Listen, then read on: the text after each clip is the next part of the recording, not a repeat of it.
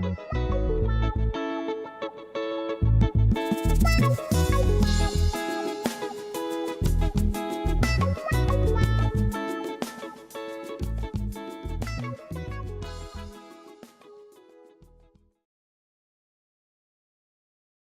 is about interesting things about pawnbrokering. I'm your host, David Glamour Dave Nienow, and today we happen to have as our guest Steve Bogart, who owns Central Point Pawn Plus. Correct. And so today we're going to talk about the pawnbrokering business. And so, Steve, welcome to the show. Thanks for having me. So to begin with, pawnbrokering is got a pretty long history to it. It does. And I mean, it goes back probably, if not hundreds, but thousands of years. I mean, it could certainly be one of the absolute oldest professions out there. That's it. Among others that we won't even talk about. But to begin with, how did you get into the pawnbrokering business? Just going around the valley buying stuff from the pawn shops, and kind of like that. And then we decided I got offered a management job at a pawn shop. Right. And then I bought it. Yeah. Okay.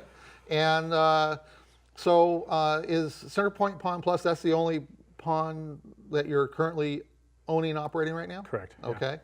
Yeah. And now pawnbrokers and pawn shops are governed by state laws, correct? State regulated. The interest, what I can charge you, is all governed by the state. Right. And what are the general outline of those terms? I mean, in terms of the percentage on loans and that kind of thing. The percentage, well, I can, for an example, if I loan you $100, you'd have 2 months to pay it back. Right. Okay. And on that $100 loan, it would be $119.50 in 2 months. Okay. So you'd pay $19.50 in interest is what you would pay. Okay. All right. And are there things in circumstances that require you to report to the police when things happen at the pawn shop? Every night, every day we upload a report. That's why I'm late here tonight. Yeah, okay. We upload a report it's called Leads Online. And it's not directly to the police department. It's actually to a company that provides that service to all law enforcement agencies. Okay. This serial numbers, everything we've bought or loaned on during the course of a day is uploaded every night. There is no, I'm not going to do it. It has to be done. It's statewide. Okay. And so that's for every item that you do a pawn slip on, basically. Right. Or buy. Or buy, yeah. Okay. And what happens when an item is discovered to be stolen? What happens at that point? Well, they come to me and they verify the serial numbers and confiscate it. Okay. And then that would go back to the rightful owner. Right. And that leaves me the victim. And then at some point, hopefully the person who stole it will become a productive person in society and pay me restitution. Right, okay. And now, you in the pawnbrokering business, you have just about anything and everything can be seen and loans given out on. Among the things that I would expect that every pawn shop deals with is going to be like diamonds, precious stones, gold. How do you go about verifying the authenticity of those kinds of products that are brought in? We've got a number of electronic testers for the diamonds. Check those out, and just knowing the gems themselves.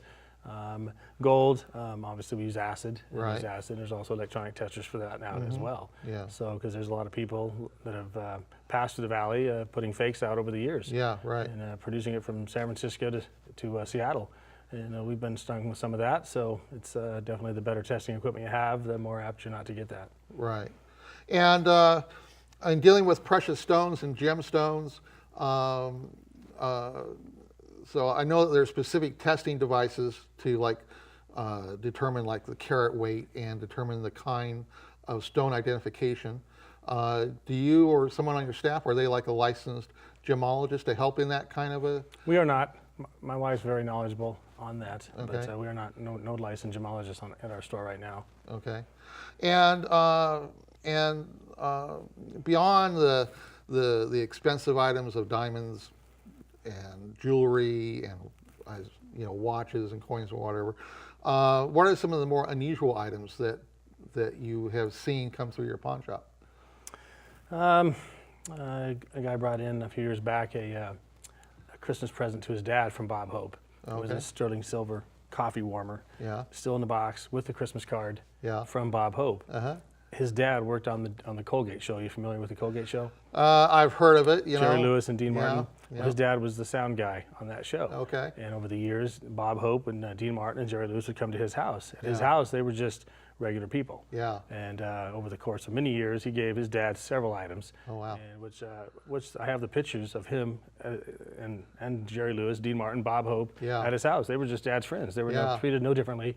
They weren't special people to him. They were just dad's friends. Yeah. And so I got quite a few of those items. I have masks from him, bowls from Shirley Temple, Christmas gifts and Yeah. such like that. Yeah, well, that sounds really cool. It is. And I know that, you know, in our area, there's been a lot of celebrities that have kind of moved and lived in the area at times. So I would imagine that, you know, there's a lot of Hollywood celebrity kinds of things that get brought through the pawn shops. Radar O'Reilly actually stopped in once at another store we had. Yeah. Probably been 15 years ago. Uh-huh. Gary Burghoff, Yeah. I think that's his name. Anyway, he stopped in. I'm not sure what he was collecting that particular day, but he happened to be coming through town. Yeah. And I see a few other actors that come in the pawn shops as well. Right. Yeah. And I would imagine that you know, there's going to be the occasional celebrity autograph kinds of things that will be that can be found on occasion. Yeah, we haven't. I mean, I do have, like I said, Bob Hope and Dean Martin and stuff like that. I'd say those are pretty famous. Yeah. But nothing I can speak of more notoriety. Right. Okay. And among the things that that have come through and you have wound up purchasing for yourself, beyond what you've just kind of described, are there other kinds of unique things that you've added to your own personal collection through your business?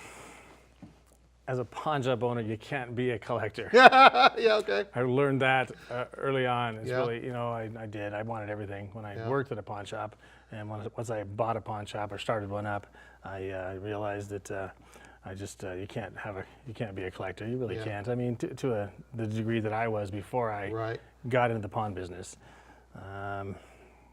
You know, those are the Bob Hope coffee pot. Yeah. Those are my personal items, and Yeah. Shirley Temple bowls and stuff that is signed by her.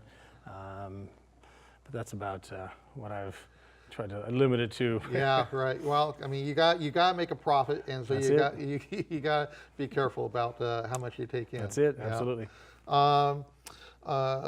Now, basically, in a pawn situation, you're giving out a loan to someone for a set period of time, and how are those loans better than maybe for people than like going through like a bank loan situation? Well, they can come in, you know, whether it be a watch, a gun, jewelry, stereo. I mean, they can pawn it. They can be out of our store in just minutes. Right. And get the money they need right then. Yeah, it might cost them a little bit more, but and the option of just selling it this way, they have a chance to buy it back. And a lot of it has a lot of sentimental value to some people, especially jewelry and guns. Yeah. So that gives them that option, and we definitely try to work with people so they can get that back. Right. And so it's a more immediate kind of financial loans that you're able to get compared to, you know, going Correct. a traditional Correct. No credit check. route. Yeah. Yeah, well, that can simplify things for a lot can. of people, yeah. Typically, what's your demographic like as far as your typical pawn shop customer? The average working guy is a big part of it. You know, yeah, we get some people in there that have lost their homes, lost everything they own. I mean, I get people in there that are vice presidents of corporations bringing their Rolex in. Yeah. I mean, that's what we deal. It's all walks of life. There is no discrimination on being broke. I mean, it's Yeah. it can hit anybody, and it does, That's especially right. in the recession, the past one we had. I mean, it really hit a lot of people, and I deal with everybody. Yeah. There's among the items that you typically are dealing with in a pawn shop, what sells best for the stuff that people are not picking up and winds up going out on the sale floor? Guns, Yeah. jewelry. I mean, that's really the two top sellers. You know, we sell everything. DVDs are daily. We sell DVDs every day. I mean, Right. jewelry. It's just that's the biggest part of it. And guns, ammo. stereos. Yeah. And it never really, there really isn't any one thing that's a constant. It's just it's an onslaught of everything that really we sell. Yeah, yeah. It's I mean, I've spent a great deal of time in the pawn shops over the years, and there's definitely a lot of a good variety of stuff to be seen. Yeah. Yeah. So now, how long do people have to pay and collect their items back? It's a 60-day loan, 60-day loan. and you have a 30-day grace period. Okay. So a lot of people don't really read that paperwork, but it's just there on their behalf. Right. And And what's the process to come back in and renew the loan if they're not able to pick it up after that 60 days? you can pay the interest. Right. You know, you could, like I said, on that $100 loan, it would be like, I think it's $19.50. Right. And you could pay that interest, and that would buy you another 2 months. Right. Okay. And what percentage of the people that you give out loans to wind up coming back to get their merchandise? For our store, it's probably about 75%. Oh wow, that's a pretty good high percentage. It is, because we try to work with people. I mean, Yeah. we definitely go the extra mile Yeah. and then work with people, because a lot of stuff has a lot of sentimental value to people, and guns, jewelry, whatever it is. Might be something else, but it still has a lot of value to them, sentimental. The money value might not be there, but they'll definitely, they want it back. Right. Yeah. Now, pawnbrokering as a business, I mean, it has to be affected by advances in technology, as any other business. So, what modern technology has come in to the pawnbrokering business to help, to either help the business or hurt the business? As like game systems or something like that. I mean, they're always getting ahead of themselves, you know. So they drop their value really fast. I mean, you got to be on top of it, all electronics, because their value depreciates so quickly with everything coming out. Any one particular item, I really couldn't give you. In terms of documenting, keeping track of the products that you're dealing with, I imagine that there are like specific pawnbrokering business systems that help in your accounting process and keeping track of your record keeping for like in general and for like law enforcement purposes. Yeah, there's several that other pawn shops use. We use one.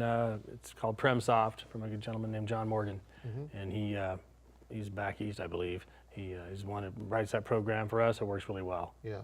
Okay. And then we've talked about, among the various things you've mentioned, guns as one of the key things. It's like a stock and trade for pawn shops. Correct. How has what's the current state of like federal and legal, state and federal regulations regarding the sale and purchase of guns through pawn shops? The process Yeah. of buying one, Yeah. you know, you come up, you fill out a form, 4473. That form's got to be completely filled out. We run a check online, it goes through Salem. If there's any problem with your background, or if you've moved from out of state and come into Oregon, there could be some paperwork held up in California, you're going to have a hold on that gun. Right. It's going to be instant. I mean, they just, you know, and sometimes I've held guns for a year before Really? people could get stuff squared away. Wow. Okay. But in general, what's the typical?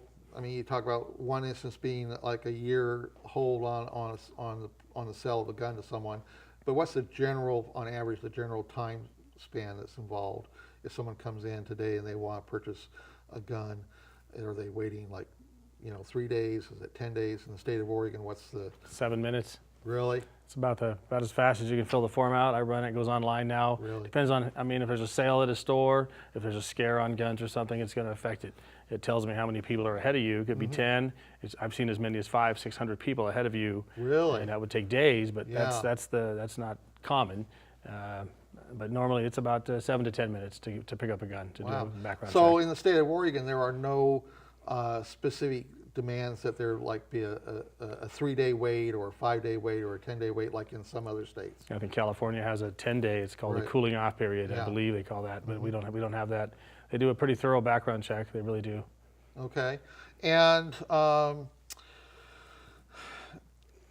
Is there any difference between when someone's buying a pistol versus buying a rifle? Because, you know, like in the news lately, there's all the issues about the AR-15 style assault rifles. So is there any difference in that sales process here in the state of Oregon through pawn shops? Well, it was always, if 18-year-olds, I could sell them rifles. Right. At 18, that was the age. Pistols, 21. Now they want to raise the age to 21 for all purchases. Right, okay. And, but that has not become like either a federal or state law yet, No. correct? So someone that's 18 is still going to be able to come in and purchase a rifle. From us, certain businesses have decided not to do that, and Now, I've seen like in the case of like on the national chains, like Walmart and Dick's Sporting Goods and others, they've decided to not sell rifles of any kind to anyone under 21. I've seen that, yeah. Is your pawn shop or other pawn shops feeling any pressure to move in that direction at a personal level in terms of how you run your business? I don't know of any others. I mean, I'm not going to change. If the law has changed, then I would have to go with that. Right, exactly right. But as it is right now, I would just continue status quo is what we're doing. Okay. We've covered a lot so far in regarding to the pawnbrokering business. Is there anything that we haven't covered that you can think of that we can add to the discussion? As the pawn business for in general is for what I've loaned on or how it's helped people. I mean, you know, it's actually a good tool for law enforcement. It really is. I mean, our businesses have solved, not just my business, but the pawn business in general have solved many crimes throughout the valley, helping people. I mean, there's so many stories. I mean, one story in general, a gal came in about 10 years ago, and she pawned me all her jewelry. And she says there's a girl up at the hospital dying. She's 18 years old. And this wasn't even her daughter. She had, her mom lived in Oklahoma, and she pawned all her jewelry to do this, to get that mom back to see her daughter before she passed away.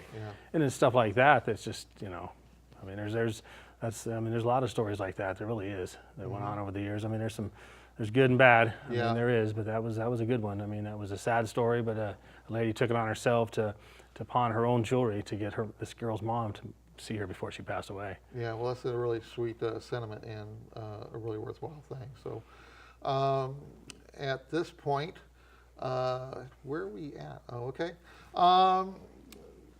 In terms of getting into the business of pawnbrokering, what's the process? So if someone wants to get a job as in the pawn shop, and get to the point of wanting to like open up their own pawn shop, what's that process like? It's a fairly easy process to do all that if you can pass the background check and for firearms. You know, the ATF's a big part of it. We had to do a feasibility study for the town we're in to get a pawn shop, make sure there was enough room for 2 pawn shops. But overall, it's just knowing how to get in that, getting with the ATF. They do another background check on you, and the state of Oregon, and get your pawnbroker's license, insurance, and bonded, and all that, and a lot of capital, and a lot of stuff. Right, yeah. It's around here, if someone wanted to go through that process, in terms of capital setup, I mean, are we talking like, you know, they need like $250,000, $500,000?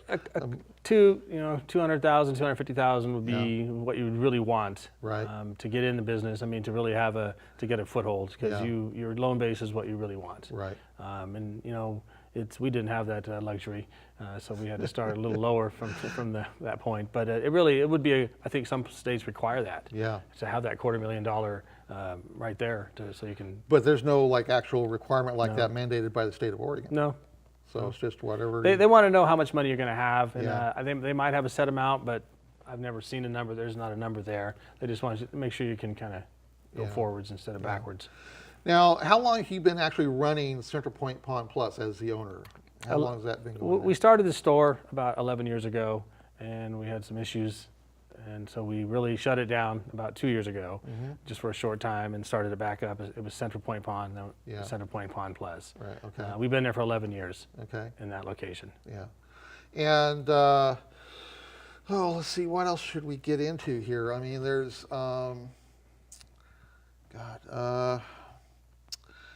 in terms of hiring right now, are there like plenty? Is there like positions open if someone wants to try and get into the business? There are. Yeah. I mean, knowledge is really a key factor. I mean, you go in there blind. I mean, that's you can start from the bottom. But I started. We had a foreclosure business. I did storage units for 10 years, long before Storage Wars, and we did that and kind of just moved up from there and got tired of chasing people's stuff. This way it came to us. Yeah. Yeah. On So if someone is got a strong interest in pop culture and collecting it and a collector of various things, that kind of knowledge would be helpful in. Absolutely. Yeah.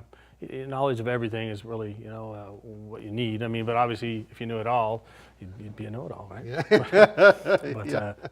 But back on the background checks, there was one of the questions you had there Yeah, on what's being done. I've had people come in and to get a gun, and one gal, here's a couple, they're firefighters. They came into the store and they're doing a background check, and it's taken a while. And the lady, that's when we would do the phone things. The lady on the phone says, well, "What is he wearing?" And the wife is laughing because he had got arrested at another pawn shop, failure to appear from a traffic light ticket, and bam, and she's laughing at him. And they actually, vice versa, they came and arrested her because she had another one. These firefighters leave town, they're out of town. Yeah, right. So I mean, it doesn't matter how trivial it is. You're buying a gun, they're gonna come and get you if you're wanted anywhere. So I've had several people arrested at the stores that some shouldn't have been buying guns. Yeah, right. They couldn't own guns. And there's another process you can do. You can check with the state if you have a concern of your background. Right. I think you might not be able to buy one before you get to that point of being arrested for trying to buy a gun. You can check with the state of Oregon and do like a pre-check. Oh, okay. And is there like a cost to that, getting that done? I don't think there is on that. They charge, it's a $10 background fee for us right now for you to do a background check. You can do a pre-check also before you bring a gun in the pawn. That way you know you can get it out. All right, okay. Because some people have pawn guns. Right. And once it's there, you can't. It's going to have to be sold to another family member, and make sure you won't be able to own that gun. Because some people can own guns in the state of Oregon. Right. They just can't purchase them. Oh, with the new laws that have changed, Yeah. there's lots of people that can own guns that just can't buy them now. Oh, that's interesting. One of the issues in regarding gun purchases is the fact that there are like gun shows out there separate from going through stores such as yours and other retail outlets. And so in my understanding is that that people that go into like the gun shows are not having to do any background check at all because they're like private sale kinds of circumstances. Is that currently the state in the state of Oregon? In Oregon, it's background check. It's got to be papered in. I mean, some other states might have it that way, but I know of no other. Places where you can buy guns without. In gun shows, they always advertise that on one of the things they want to put in there, but that's one of the things that are there. Right. You can do a dealer-to-dealer transfer, so there's no paperwork there in essence. But I mean, eventually, a gun's going to have to be ran through the state to get it to a citizen. Right. Okay. So, at least at that level in the state of Oregon, there's still even a gun show purchase is still going to be a background check. Absolutely. Okay. And in regards to is guns purchases now, is there like an age limit on guns? Because I know like certain kinds of antique guns, for example, in some states there's no background check at all needed because they are 1897. Okay. That's the cutoff line. That's when the ATF says that's a non-gun. An 1897 Winchester, 1896 Winchester is considered a non-gun in the state. Okay. So that would be, but most places will still do a background check. It's not required, but a lot of places will still do it just because it takes modern ammo today. It's more of a collectible piece. somebody isn't going to go out and shoot it probably, but it's still a shootable gun. Right. So I do background checks on them. Right. I mean, they're just it's $10, and there's Yeah. Now, are there any? I mean, with guns, you got to have ammo. So, are there any certain regulations regarding the purchase and sale of ammo separate from the guns themselves? There's no. So, if someone wants to come in and say, "I need like 10,000 rounds of 30-06," you know, that's not going to like generate a red flag. A red flag somewhere. Well, it's a lot of ammo. Yeah. Well, I've never had that kind of order. I do sell ammo. Yeah. I don't know of anybody that would go out and shoot that much, but I think that would definitely raise a red flag for a private individual. Right. Gun club, no. Okay. But for a private individual, that would definitely be something that just placing that order, Yeah. whether through yourself or through a dealer, would be putting yourself marked. Yeah. Okay. Well, Steve, we've covered a lot, I think, in regards to the pawnbrokering business, and we appreciate you coming on to the show to talk about everything. Is there any one last bit of information that you feel that our television audience should know about coming to a pawn shop before we close out the show? Well, a lot of people have a preconceived notion about pawn shops. I mean, our pawn shop, it's really a family thing. I mean, the kids come in there from game systems to DVDs. Yeah. You know, it's really, and most pawn shops are that way. Some might be more apt towards guns, but I mean, we have a little bit of everything for the whole family. Yeah. And the pawn business is a good business. I mean, it really is. It gets a bad rap on occasion, but it really is a helpful tool for society. Yeah, and I in my personal experience with my family, I mean, we've had to use pawn shops quite a bit throughout the years, and it certainly has a positive place for people that are financially cash strapped and kind of need some quick cash kinds of, Right. of things, and can certainly be a positive thing. So yeah, I agree with that.